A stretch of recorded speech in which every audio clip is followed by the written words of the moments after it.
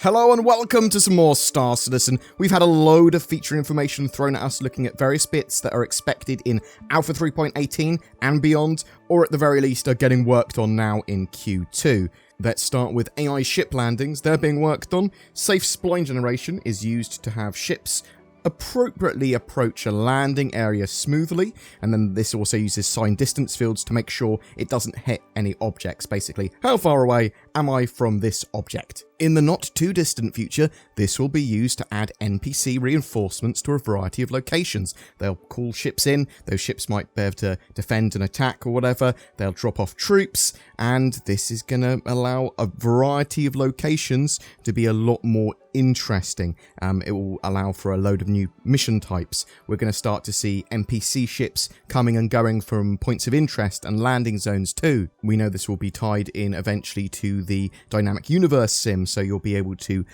pirate and attack sort of cargo ships. You'll be able to follow some of these ships around. They'll be physicalized appropriately. But I'm really excited about being able to do bunker missions or things like Jump Town and have a largely PvE experience as part of that as well, or at least even if there's no players around, there's going to be NPCs that keep on sort of like turning up and wave assaults and me having to hold a facility for a long time and lots of action constantly, even if I'm in one location. This is going to give you many more reasons to use ground vehicles as well for these sort of defenses and offensives where there's a likelihood that more and more NPCs and troops are going to be coming in. Talking about FPS NPCs, they're going to have randomized movement speeds as well, and they've sort of been testing with this, so this will give some interest and variance in the way that NPCs move around just general areas, around ships, around landing zones. Collision avoidance tech is now able to avoid interrupting other conversations if it detects them, so an NPC will come towards an area, see that two NPCs are talking, will go, actually I don't want to walk in between them, that's rude, and move around them. They are adding more behaviours with NPCs, now able to eat Big Benny's noodles, and we know that they're sort of expanding out behaviours, just loads of those little ones that will all add to something much bigger eventually. The Frontier clothing line is being built out, and they're sort of looking at various concepts for this at the moment for utility and wilderness survival styles, including some outfits for more extreme conditions. They're also exploring some more unique ideas for minor NPCs in the verse 2, using these sort of Frontier clothing line sets.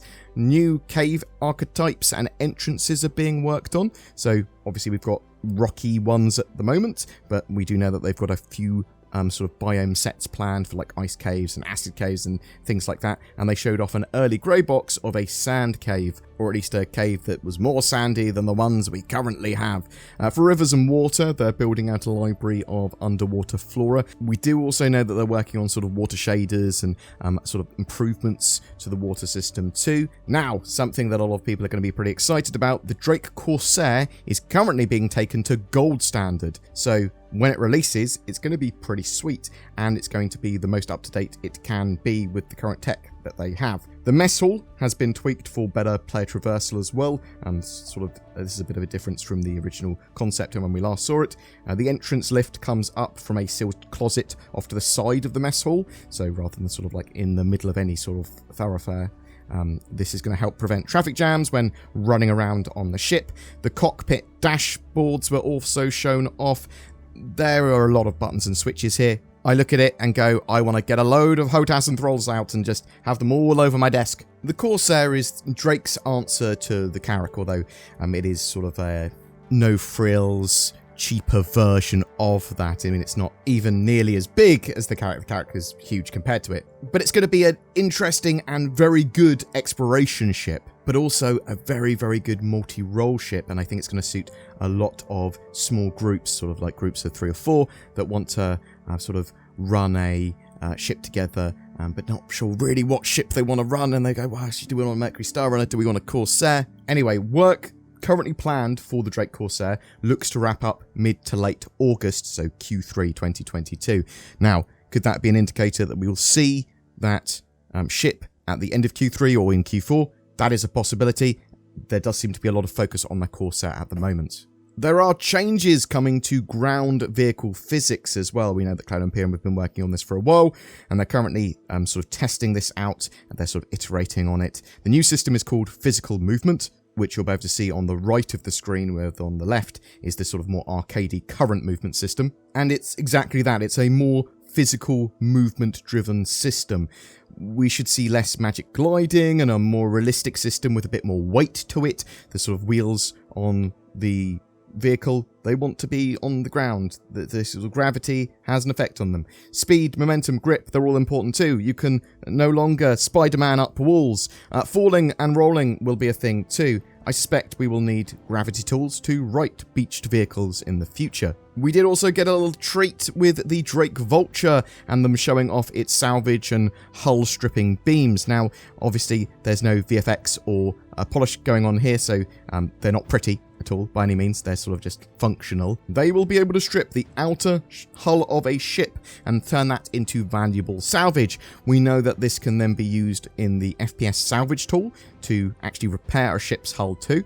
And I believe there is a dispenser on the Vulture that will allow you to fill up your sort of canisters of repair goo or repair salvage stuff. We are expecting salvage to come in Alpha 3.18 at the moment. We do know that Cloud Imperium have been working on hull stripping for the Reclaimer as well, though it's not confirmed if that's going to be functional when salvage first comes out. And yes, we are expecting salvage, hand-based salvage and Vulture-based salvage along with the Vulture to come out in 3.18. However, there could be delays and that sort of stuff. Hopefully Cloud Imperium will enlighten us exactly what's going to be in that 3.18 patch in the very near future.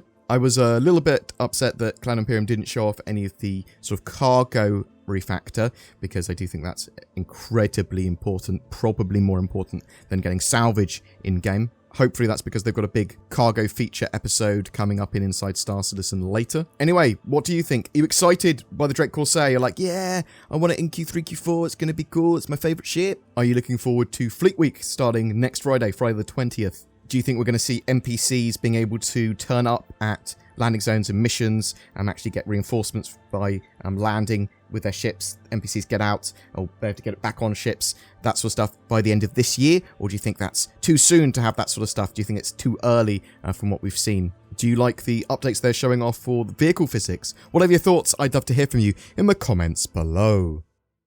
I saw NordVPN once. I was in a forest, late at night. I'd got lost, and then I heard it, an unearthly sound as if the wind was talking to me.